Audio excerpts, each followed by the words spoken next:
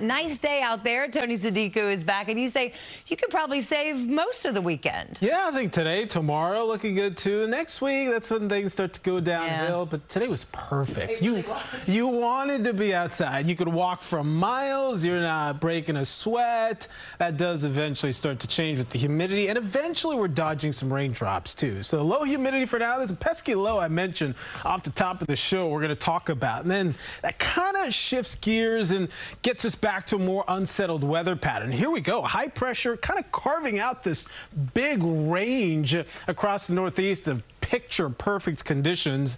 Meanwhile, you get this low and this boundary to our south and east. Usually when a system is kind of past us, we're done with it, right? Well, not in this case, because this one's going to basically shift gears, move in a reverse. We call that retrograding.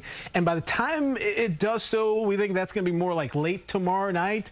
We'll start to usher in some clouds and then eventually a chance for showers too. So notice on Futurecast, we're okay tonight. You wake up early tomorrow, hitting the trails, doing a little bike riding, you are good to go. Golf course looks good, 1 o'clock. But notice by afternoon, we'll start to basically gray out the skies a little bit. Maybe not totally gray, but there'll be more clouds than sun, especially areas east of town. Maybe an isolated shower. Better rain chance will actually arrive probably after midnight or so. And some of this could be pesky, could be fairly steady into the first part of your Monday. So out the gate, maybe a wet commute for some, and then we'll be in and out of showers during the day on Monday. It's not a washout, but fairly unsettled. We could get some decent totals out of it too, especially areas north of town, we think.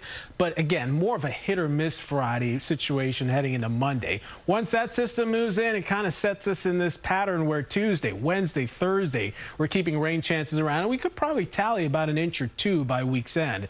Doing okay for the month of July so far. The last few days of it left, it looks like that pattern continues. But when you go back to the beginning of the summer, June, we're still thirsty for decent rains. So any additional rain would be beneficial. Temps tonight down to 70 in the city, but surrounding areas, could you get to the upper 50s in Andover, Woodbury to Poughkeepsie, 59 degrees to start. Another warm one tomorrow, but remember the humidity is low, so not all that bad as you're out and about.